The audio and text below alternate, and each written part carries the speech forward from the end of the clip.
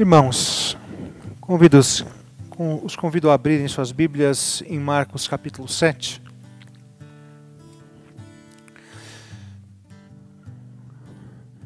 Marcos capítulo 7. Nós vamos ler o finalzinho do capítulo, quando Jesus cura um surdo e gago. Na verdade, irmãos, muitas vezes aqueles que têm problemas com a fala, que são surdos, têm problemas com fala, eles na verdade o têm por causa da surdez, por isso que falam com dificuldade. Então talvez tenha sido o caso aqui. Não bem um gago, mas alguém com dificuldades na fala, o que é comum à maioria das pessoas com dificuldades auditivas desde nascença. Vejam só, Marcos capítulo 7, versículo 31 até o final do capítulo. A seguir, Jesus saiu dos arredores de Tiro e atravessou o Sidom até o mar da Galileia e a região de Decápolis.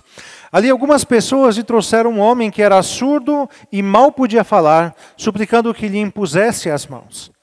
Depois de levá-lo à parte, longe da multidão, Jesus colocou os dedos no ouvido dele. Em seguida, cuspiu e tocou na língua do homem. Então voltou os olhos para o céu e, com um profundo suspiro, disse-lhe Efatá, que significa abra-te. Com isso, os ouvidos do homem se abriram, sua língua ficou livre e ele começou a falar corretamente. Jesus ordenou-lhes que não contassem a ninguém. Contudo, quanto mais ele os proibia, mais eles falavam.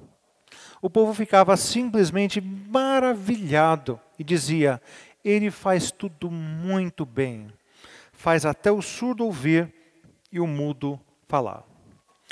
Em janeiro agora, próximo, nós vai completar 2 anos do naufrágio do Costa Concórdia. Vocês se lembram desse evento? Não se lembram?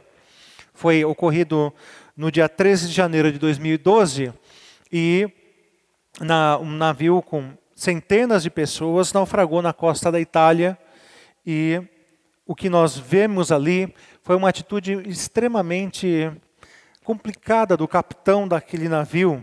Deixa eu ver aqui onde foi que o nome do capitão aqui é o Francesco Schettino. Já foi inclusive processado e está em vias de ser condenado por negligência por aquilo que aconteceu sob a sua liderança no navio. Primeiro, que ele teria sido irresponsável se aproximando demais da costa. Segundo, que quando o navio de fato naufragou, o que ele fez? Ele foi um dos primeiros a deixar o navio. Um dos primeiros a deixar o navio. E isso é inaceitável, porque os irmãos sabem qual é a regra nesse sentido, né? O capitão nunca abandona o navio, ou então ele é o último a deixar o barco. O fato é, irmãos, de que uma liderança é testada não nos momentos de alegria, não nos momentos de facilidade, mas a liderança é testada nos momentos de dificuldade. Sabem que agora, nesse processo de despedida da igreja, vários irmãos, em particular, me procuraram ou via rede social, ou então pessoalmente, e me disseram, pastor, olha, eu queria agradecer ao Senhor por isso. O momento lembrado por eles nunca era um momento feliz, um momento bom, mas era um momento de dificuldade, um momento que eles disseram, pastor, isso foi importante na minha vida, nesse momento de dificuldade. Não foi assim, ninguém me falou, pastor, olha, aquelas vezes que a gente saiu para brincar de paintball juntos, foi maravilhoso. Não foi isso, ninguém fez isso. Ou então quando a gente estava lá naquela festa, naquela comemoração, não. Foi geralmente um momento de dificuldade, de tristeza, ou de luto, ou alguma coisa parecida. E talvez se você teve alguma decepção ou tristeza comigo, também não foi no momento de alegria. Deve ter sido também no momento de tristeza. O pastor não me assistiu, não esteve presente quando eu passei por este ou por aquele momento. Nunca um momento feliz, sempre um momento triste. Irmãos, a liderança ou o caráter de qualquer pessoa é testado nas dificuldades e não nos momentos de alegria. E aqui Jesus se fazia conhecer, não no momento de alegria, mas em intensa dificuldade de um problema sério que uma pessoa passava, Toda a vida dela estava comprometida por causa desse problema, que era a sua surdez, que deveria estar levando também a um problema com a sua fala. Aliás, até por causa disso, há uma discussão muito grande sobre o papel do humor na pregação do evangelho, né? E aí, que tal? Se o pastor se vestir de palhaço é legal, o Bozo pode pregar o evangelho, essas coisas assim. E, gente, de fato, nós não encontramos como vou dizer, Jesus Cristo envolvido em momentos de humor. Na verdade, nem há registro dele rindo na Bíblia, há registro dele chorando por 2 vezes. E alguém esses dias até me disse, escreveu aliás, eu achei que foram palavras interessantíssimas. Imagina que você vai ao médico, que você está com uma doença gravíssima, você vai ao médico, ele está vestido de palhaço e vai usar da sua doença, vai contar uma piada envolvendo a sua doença, mas não se preocupe, tudo isso é muito didático, tudo isso é para o seu bem, tudo isso é para que você entenda melhor ou para que você aceite melhor o remédio. Não. Você não confiaria num médico vestido de palhaço. Terminantemente, você não confiaria, não é possível. Ou então você não confiaria a vida das pessoas que você ama. Sabe por quê? Porque é num momento de muita intensa dificuldade que você conhece o caráter das pessoas. E aqui nós vemos isso. Jesus Cristo mostrando quem é, diante das dores de um homem, de um povo. Ele está entre os gentios, ele não está entre os judeus ainda, ele está no seu retiro nas terras gentílicas, e aqui numa região chamada Decápolis, que ficava mais ou menos a oeste do Mar da Galileia. Ele deu a volta no Mar da Galileia e está ali na região gentílica, gente que nunca tinha ouvido falar a respeito do Deus verdadeiro, e Jesus dá a se conhecer de uma maneira extremamente linda, através de um homem com problemas. Vejam só, a primeira coisa que é dito aqui, ou vamos resumir aqui para a gente não passar por cima de nada. Jesus está entre muitas pessoas, talvez entre uma multidão, até que alguém lhe apresenta esse homem que não ouvia e também tinha dificuldades na fala. Como eu disse para vocês, alguns acham que ele era gago, outros pensam que não, que era apenas uma dificuldade advinda da própria surdez. Mas o fato é que ele tinha problema nessas 2 áreas da vida, ou nesses 2 sentidos. Ele tinha dificuldade de falar e não ouvia. E então Jesus o retira, sai com ele em particular, o leva a um lugar específico. E ali então Jesus usa da sua saliva, e o texto não é claro sobre isso, o que Jesus exatamente fez. Mas Jesus possivelmente deve ter usado da própria saliva e com o dedo com saliva, da sua saliva, ele tenha tocado a língua daquele homem. E ele, naquele momento, ele disse, abra-se, em aramaico, quer dizer, a palavra usada aqui em aramaico era efatá, e então ele começa a falar, e ele começa a ouvir e falar naturalmente, normalmente, daí para frente. E Jesus disse, não fale nada, não conte para ninguém. Mas, já viu, né? Todo mundo começou a falar, e quanto mais Jesus proibia, mais eles falavam. E eles ficaram extremamente admirados daquilo que Jesus Cristo fez. Aquele momento está revelando muito sobre o nosso Salvador, sobre o que ele está fazendo. E a primeira coisa que eu vejo aqui nesse versículo 31 é que Jesus, ele vai até lá. Ele vai até aquela região. Percebam, irmãos, que ele vai em busca do pecador. É interessante como a gente vê muitas vezes, né, os ministérios, não venham até mim, mas Jesus ia até lá. E isso é uma boa ideia qual é o papel da igreja também, né? O papel da igreja não é exatamente dentro da igreja, ou não somente dentro da igreja, mas é equipar a igreja para que ela saia de dentro das suas paredes, para ir atrás do pecador, para buscar as pessoas que estão nos seus maus caminhos, para que elas também se juntem à igreja. Como eu disse outro dia, a igreja deveria ser como um posto de gasolina, abasteceu, pit stop, vem aqui, enche o tanque e sai para rodar lá fora.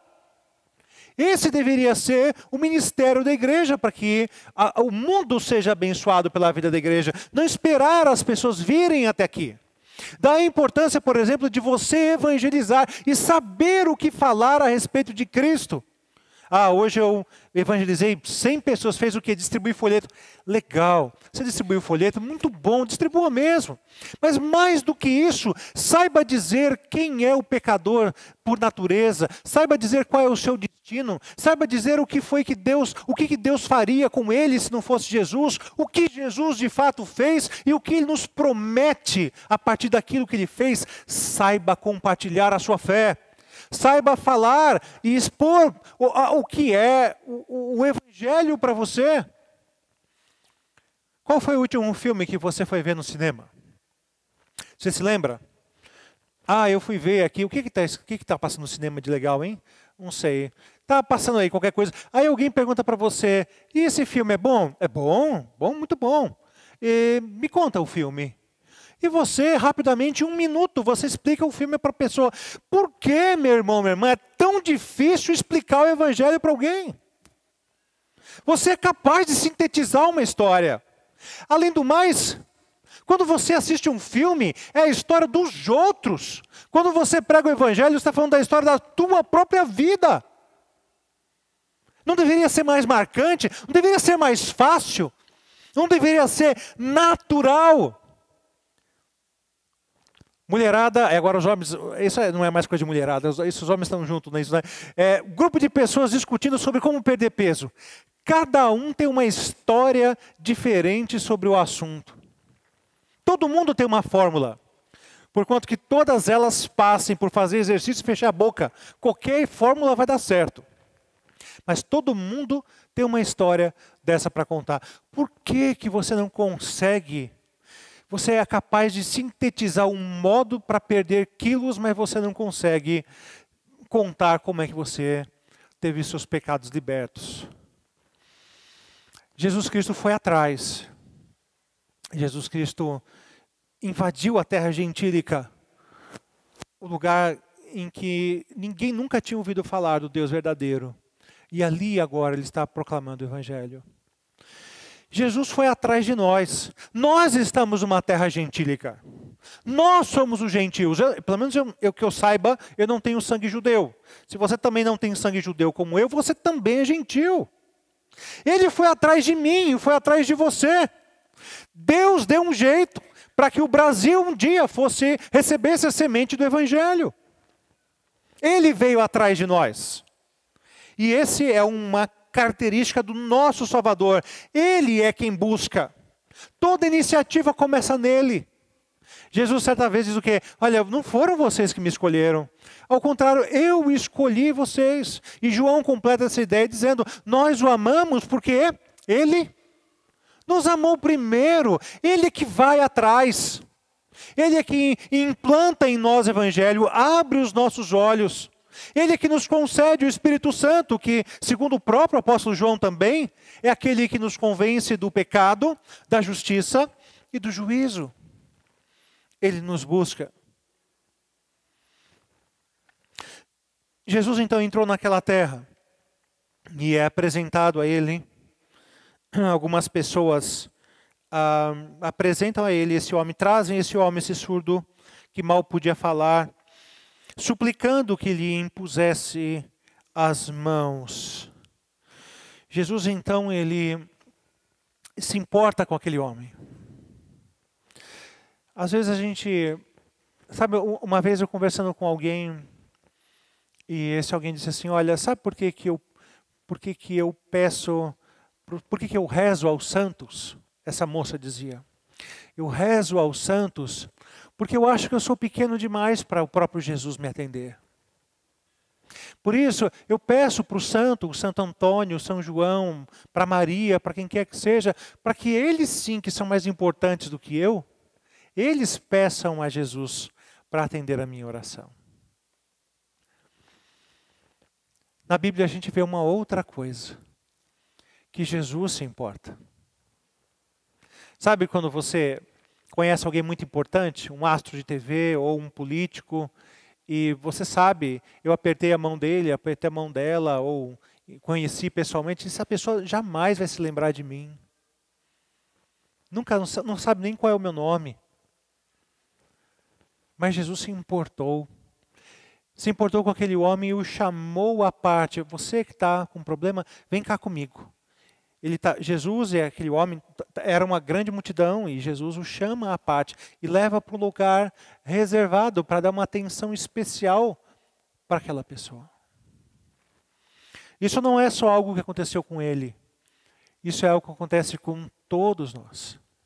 Você não digo que você não seja pequeno demais para Deus se importar com você. Não, nós somos. Esse é o grande mistério do Evangelho. É que Ele se importa conosco, mesmo nós sendo a priori pequenos demais. Nós somos de fato insignificantes. E aí que está o fato de que a nossa significância reside no fato de Ele ter se importado conosco. Ele não olhou para você e falou assim, nossa, que homem bonito, olha o Saulo, que cara bonito, que cara inteligente, ou o Marcão, que boa pinta, eu vou salvar esse cara, porque olha, preciso ter ele no meu currículo. Jesus jamais fez isso. Eu, ele, você, ela, todos nós somos insignificantes, e a nossa importância está no fato de Ele ter se importado conosco, não pelo quem nós éramos. Ele nos deu atenção. Ele me chamou pelo nome. Ele me conheceu. Ele se importa comigo. Ele o chama à parte. E por que nós somos insignificantes? Porque, irmãos, o pecado afetou a nossa própria natureza. Vejam o que era fisicamente aquele homem. Ele não podia ouvir e ele mal podia falar. Não foi assim que Deus fez. Não foi assim que Deus criou. E assim como a sua voz e os seus ouvidos foram alterados, não por um pecado em particular, ele fez isso, por isso foi castigado, nada disso, mas a própria natureza humana pecaminosa gera isso na sociedade, gera deformidades. E isso mostra que o homem vai perdendo, ou perdeu as características essenciais de Deus. Só existe ali algo turvo, só existe ali uma lembrança daquilo que Deus fez. Mas assim como isso aconteceu fisicamente, também acontece espiritualmente. Nós carregamos também as consequências da natureza pecaminosa. É por isso que você envelhece, é por isso que você engorda, é por isso que caem seus cabelos, ou então ficam brancos, por isso você tem que tingi-los. É por isso que você tem que tomar remédio. Sabe por quê? Porque o teu corpo está derretendo. O teu corpo está desfalecendo. O teu corpo está estragando. Sabe quando você olha uma fruta na fruteira, aquela que ninguém come, e dia após dia você percebe que vai acontecendo ali? Sabe o que está acontecendo? O teu corpo, o meu corpo, a cada dia que passa, está apodrecendo. Sabe o que é isso? Aquele ser bonito, cheio de honra e de glória que Deus criou lá no Éden, está desaparecendo a cada dia que passa. E isso que acontece, de acordo com a natureza carnal, física, acontece também na nossa própria natureza espiritual. Se o meu corpo desfalece, a minha alma também. Por isso, Ele se importa conosco nessa condição. Ele não se importa com pessoas importantes. Ele se importa com pessoas insignificantes que estão apodrecendo. E quando nós olhamos para o Evangelho, isso é um grande mistério, porque é o que diz o apóstolo Paulo, Deus escolheu exatamente as pessoas loucas desse mundo para envergonhar as sábias. Deus escolheu as pessoas que não são para envergonhar aquelas que são. Olha que coisa maravilhosa. E Ele se importa com os insignificantes e com aqueles que não são. Além do mais, as pessoas que tinham certas doenças como essas eram consideradas como malditas de Deus, como pessoas que foram castigadas, que estão sofrendo por alguma coisa que fizeram, uma maldição especial. Ora, Jesus ia se contaminar se aproximando dessa pessoa? Sim. Se ele se contaminou, ou ele não se contamina, ele se aproxima de uma pessoa como aquela, ele não se contamina, porque ele se aproximou de mim também. Essa é a realidade. Ele se importa conosco. Ele teve compaixão. Veja que interessante o relato do versículo 34. Ele voltou os olhos para o céu e com um profundo suspiro disse Efatá, que significa abra-se. Esse suspiro de Jesus Cristo, um profundo suspiro, mostra que todo o seu interior se direcionou àquela pessoa, ele gemeu por aquela pessoa, ele sentiu o sofrimento daquele homem, a dor daquele homem tocava o seu coração.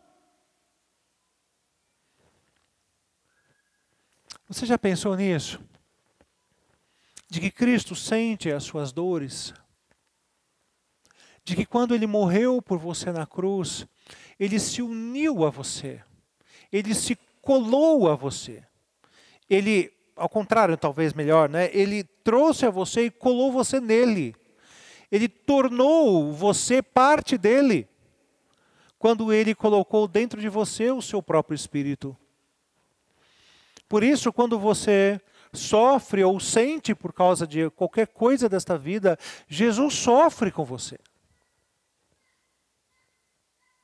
Quando você chora, Ele chora com você. E é isso que eu vejo de tão lindo na Bíblia, que quando Jesus chora, é por justamente Ele está sentindo as dores das pessoas. Marta e Maria tinham acabado de perder o irmão. Irmãos, e mesmo sabendo que ele viria a ser ressurreto, de Lázaro, mesmo que Jesus tinha ainda o propósito de ressuscitar Lázaro, ele sabia que faria isso. Que aquele não era o último capítulo da história, não. Mesmo diante de tudo isso, quando ele vê as irmãs tão pesarosas, tão tristes, tão para baixo, Jesus sente o que elas estão sentindo e chora junto. Como isso deveria ser reconfortante, irmãos. Quando você pensa nas suas dores, nas suas lutas, nos seus dilemas, Deus não está assistindo você, tão somente como se fosse uma TV, um filme triste. Ele está participando com você. Quando ele prometeu aos seus discípulos, eis que estou convosco todos os dias até a consumação dos séculos, é para que ele participasse dos momentos tristes com você. Sentindo o que você sente, tendo compaixão por você. Jesus não gosta de nos ver chorando. Ele não gosta de nos ver passando por dores. Por isso que Ele nos redimiu, para que isso tivesse um fim, para que isso não fosse definitivo, para que experimentássemos a total libertação de todas as coisas que nos fazem entristecer. Daí porque quando João escreve o Apocalipse e vai descrever a Nova Jerusalém, ele é tão enfático sobre isso. Lá não haverá dor, lá não haverá choro, lá toda lágrima será enxugada. Perceberam, irmãos, como há uma importância de Jesus para esse lado da nossa vida? Ele não gosta de nos ver sofrendo e por isso então Ele nos redimiu. Até aqui, muita gente concordaria comigo, olha, de fato, Ele sente as nossas dores. Agora, recentemente, de uns anos para cá, tem surgido algumas correntes teológicas por aí, algumas igrejas pregando que isso é tudo. Tudo que Jesus pode fazer por você é chorar com você. E, na verdade, muitas coisas que te você é pego desprevenido por muitas coisas, quem sabe Jesus tenha sido pego desprevenido também, Ele não pode fazer muita coisa não. É isso que a Bíblia diz. Hebreus chama Jesus de autor e consumador da fé. Ele é capaz de fazer algo por você. Ele é capaz de interagir com a sua dor. Ele é capaz de te curar, de te redimir. Nem sempre Ele vai fazer tudo o que você quer, mas com certeza, se você diz em seu coração, Cristo é o meu Senhor, Ele morreu na cruz para me salvar dos meus pecados, talvez, se você tem essa fé, talvez você não tenha suas dores suprimidas imediatamente, mas com certeza você as terá suprimidas eternamente. Entenda isso. Talvez você não tenha a sua dor aliviada imediatamente, mas você vai ter a sua dor aliviada eternamente. Porque talvez a solução não venha agora, mas um dia vai vir e ela vai ser definitiva. Por isso que ele te redimiu. Agora, o que fazer então? Quando aquele homem ali ele é curado, Jesus Cristo dá algumas ordens para ele, e como ele dá ordens para ele dá ordens para a gente também. Se você um dia se encontrou com Cristo, saiba de uma coisa, esse encontro não foi para que você voasse livre feito um passarinho. Esse encontro se deu para que você devotasse a sua vida a Cristo. Esse encontro se deu para que você agora entendesse que você é dele. Você foi liberto do pecado, você foi liberto das mãos do diabo, mas você não foi liberto de Deus. Por isso que quando Paulo escreve as suas epístolas, ele é sempre muito enfático, dizendo: Paulo, servo de Cristo, Paulo, prisioneiro no Senhor, Paulo, separado para ser apóstolo. Aliás, era até muito engraçado, ele gostava muito de usar a palavra separado, porque a palavra separado, na língua original da que a Bíblia foi escrito, é a mesma raiz da palavra fariseu. E era como se ele dissesse assim: agora eu sou fariseu de Cristo, porque fariseu é uma palavra de origem grega que quer dizer separado. Sempre ele ligava: eu não posso fazer o que eu quero. Agora que eu fui liberto, que eu fui curado, que eu fui redimido, a minha vida é do Senhor. E eu vou fazer e vou usá-la para agradá-lo. Essa era a grande decisão que Paulo tomou e que Cristo tem para conosco também. Ele quer, em primeiro lugar, que nós reconheçamos o seu grande poder. Veja o que é interessante aqui, o versículo 37 diz o seguinte, que o povo ficava simplesmente maravilhado, porque ele fez o cara falar, que não falava antes, ele fez o cara ouvir, ele não ouvia antes. Nós precisamos reconhecer Cristo como sendo o Todo-Poderoso, capaz de fazer qualquer coisa. Essa é a base da nossa fé, da minha fé em Jesus Cristo. E esse poder dele, irmãos, não está, como vou dizer aqui, encaixotado pela minha própria cabeça ou pela minha própria consciência. Vejam que Jesus aqui se utilizou de um meio para curá-lo que não existe em nenhum outro lugar da Bíblia. Vamos supor, ele tocou a língua daquele homem, usou a sua própria saliva. Onde é que está escrito isso? Em algum lugar, uma fórmula dessa de se curar? Talvez Jesus venha resolver o seu problema de uma forma que você jamais tenha pensado. Deus, a única maneira de eu ser feliz é se eu me casar com aquela pessoa. Será mesmo?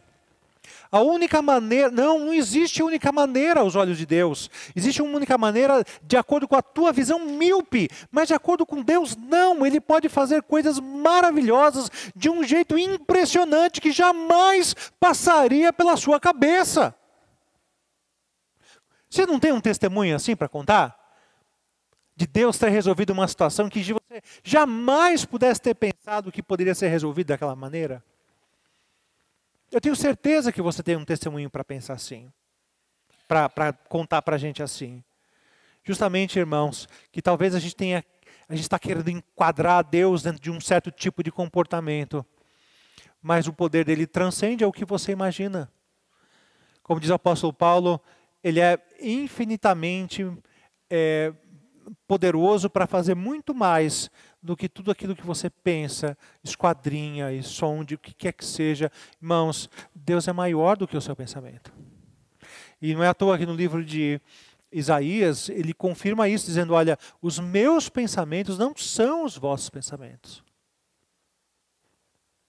Confia em mim. Confia no poder de Deus. Não espere sempre a solução da sua própria maneira.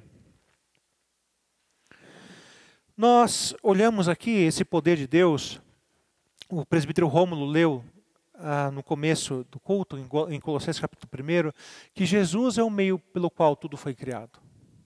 E quando Jesus Cristo, através dele, tudo foi criado, é dito que tudo que foi criado era muito bom.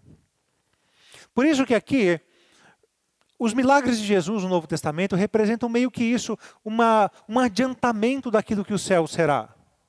Um antepasto da refeição principal. A refeição principal é a eternidade, mas ele desperta a nossa fé, fazendo exatamente isso, antecipando algumas bênçãos que nós receberemos na eternidade.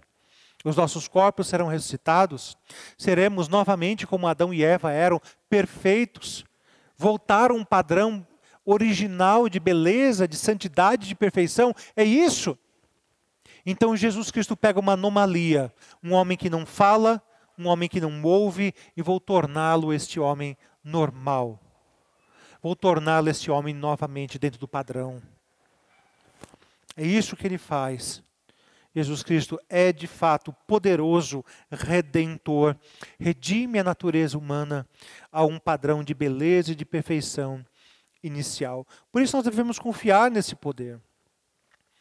Eu não sei o que o futuro me aguarda. Eu não sei o que vai acontecer no dia de amanhã, mas uma coisa eu tenho que ter certeza, de que tudo que ele faz é bom. Era assim que a multidão reagiu. Olha, o povo, diz aqui no versículo 37, ficou simplesmente maravilhado e dizia, ele faz tudo muito bem. Faz até o surdo ouvir e o mudo falar. Ele faz tudo muito bem. Talvez se a gente pudesse adotar esse mantra, né, para a nossa vida, né? Sempre, em todo tempo, dizer, ele faz tudo muito bem. Aquele filme que nós passamos aqui para os adolescentes, jovens, para a igreja toda, na verdade, muita gente veio. Qual o nome? Como que é? Deus não está morto, isso, acabei de lembrar. Ele tinha lá um cara que tinha esse refrão, não é? Tudo que Deus faz é bom, e Deus é bom em tudo que faz. Não é mais ou menos assim? Não é? Deus é bom em todo o tempo. Eu sabia que tinha alguma coisa assim no filme. Deus é bom em todo o tempo. E vinham as coisas em todo o tempo, Deus é bom. E vinham as circunstâncias, vinham as dificuldades, e ele repetia para si mesmo, Deus é bom em todo o tempo. Em todo o tempo, Deus é bom. E olha, muito parecido, né? Ele faz tudo muito bem. Ele faz tudo muito bem. Vai vir a chuva, vai vir a calamidade, vai vir o problema. Repita para si mesmo, ele faz tudo muito bem, porque ele é muito poderoso. É nas mãos dele que você está confiado. Você não está confiado nas suas próprias mãos. Você está confiado nas mãos dele. Confie mesmo. Descansa nesse Deus todo-poderoso. Uma outra coisa que eu vejo muito claro aqui é o que Deus espera de nós, por sermos redimidos, temos um correto testemunho. Nós temos que saber o que falar e o que não falar. Aliás, eu não gosto muito de fazer parábolas onde elas não existem, mas é interessante isso aqui, né? Pessoas que são surdas espiritualmente e pessoas que são mudas espiritualmente, e como ele é capaz de nos curar dessas coisas também, assim como ele é capaz de fazer aquele que nunca se importou com o evangelho se importar e ouvir e atender. Ele é capaz também de abrir os nossos lábios para falar do evangelho, para testemunhar. Tem muito crente por aí que é mudo espiritualmente, não consegue abrir a boca para falar de Jesus. E confie que ele não só é capaz de te ajudar nisso, mas ele espera que você conserte isso, porque isso é uma doença. Atenção, crente, não falar de Jesus é uma doença. E você precisa de se curar dela.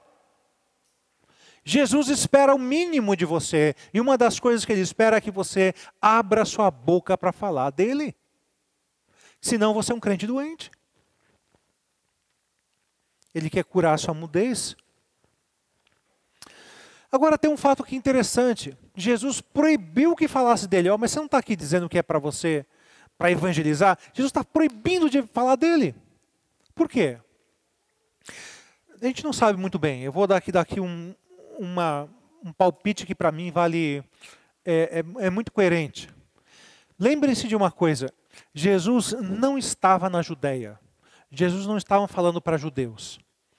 E por pior que os judeus fossem, e eles não eram bons mesmo, mas eles tinham uma base do Antigo Testamento. Por exemplo, se você chegasse para um judeu, apontasse para Jesus e dissesse, Jesus é o Messias prometido, o judeu ia entender perfeitamente o que isso quer dizer. Mas se você chegasse para um gentil, apontasse para Jesus e dissesse, Jesus é o Messias prometido, eu falo, o quê? Messias prometido? Jesus? Não estou entendendo. Ele não tinha a menor ideia. Lá em Marcos capítulo 1, Jesus se retira e Pedro vai buscar Jesus dizendo, mestre, muitos te buscam. E Jesus diz o seguinte, olha, vamos para outras vilas, vamos para outros povoados, porque para que eu lá pregue também. Foi para isso que eu vim. Talvez aqui Jesus tenha pedido para que eles não comentassem sobre ele, porque o que eles iriam comentar é sobre um homem que fazia milagres. Jesus não estava aqui ensinando. Não foram as pessoas que ouviram o sermão do monte, toda uma ética de vida. Foram apenas pessoas que testemunharam milagres. Irmãos, Jesus não quer ser conhecido como milagreiro. Ele quer ser conhecido como o redentor da tua vida, da tua alma, do teu coração. Ele quer ser conhecido como aquele que te resgatou dos seus pecados e mudou a sua vida, te deu uma nova história. E não somente aquele que te curou de alguma coisa. Isso é pouco, isso é nada. Jesus quer ser conhecido pelo que Ele é, não pelo que Ele faz. Eu vou dizer mais uma coisa, você não é diferente dele. Vai me dizer que você, homem, quer que a sua esposa, que a sua namorada se apaixone por você, pelo aquilo que você faz. Você gostaria disso? Nossa, olha, eu estou tão apaixonado por você, porque esse seu carro... Ou o contrário, né? Querida, olha, você vai ter todo o meu amor enquanto você for bonita e jovem. Quando você envelhecer, eu vou te largar por 2 de 20. É óbvio que não. Nem você quer ser amado pelo que você faz, pelo que você pode oferecer. Você quer ser amado por quem você é. E Jesus não é pior que você. Ele também quer ser amado pelo que Ele é. Talvez por isso Ele tenha proibido as pessoas de falarem sobre Ele. Que tudo que poderiam dizer naquele momento eram os milagres que Ele fez. Naquela terra em que ninguém nunca tinha ouvido falar de Messias e de salvação, de redenção. Pois bem, irmãos. Veja que interessante, né? Aquele homem foi apresentado a Jesus. E Jesus catou ele, em particular, levou ele até um cantinho e o curou. O que é feito hoje em dia nas igrejas por aí? É assim, não? É o contrário disso, não é? Está alguém quietinho lá no banco, mas está doente, vamos trazer ele para o palco. Jesus tirou o cara do palco para curá-lo. E hoje em dia as pessoas são trazidas para o palco para serem curadas. Não é esse tipo de evangelho que Jesus quer. Não é o evangelho da atração. Jesus quer ser conhecido pelo que Ele é, em essência, e não por aquilo que Ele faz.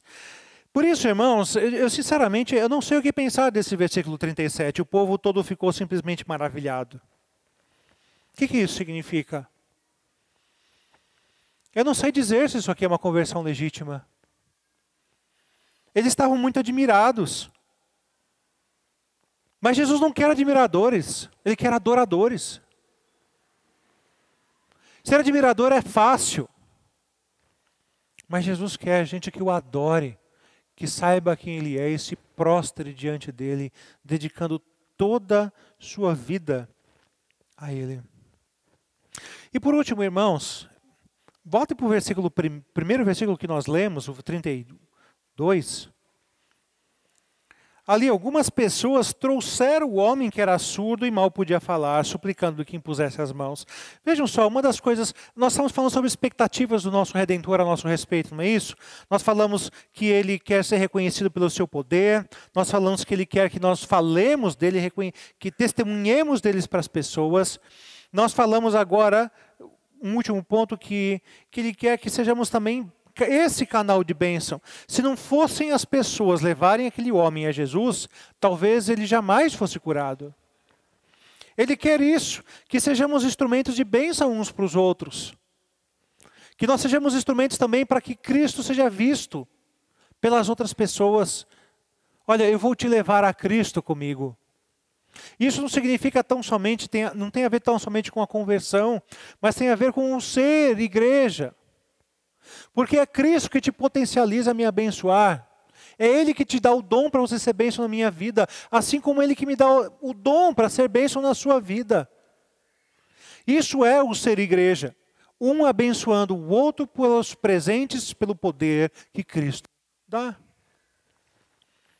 Por isso, irmãos, lembrem-se, Jesus se revela no momento da dificuldade àquele homem.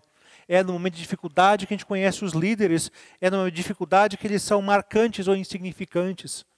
Ele nos buscou, nos distinguiu, nos entendeu. Ele se importou comigo e com você. Ele teve compaixão de nós e nos redimiu. E agora, por tudo isso, Ele tem expectativas. Ele quer que você se curve diante do seu poder pelo que Ele é e não pelo que Ele faz. Não somente pelo que Ele faz, pelo que Ele faz também, mas muito mais por aquilo que Ele é.